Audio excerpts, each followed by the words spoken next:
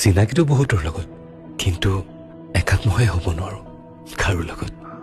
মোৰ মনটোক বুজি পোৱা, হৃদয়ৰ স্পন্দন জুখিব পৰা ঠিকনাটো কেৱল তুমি।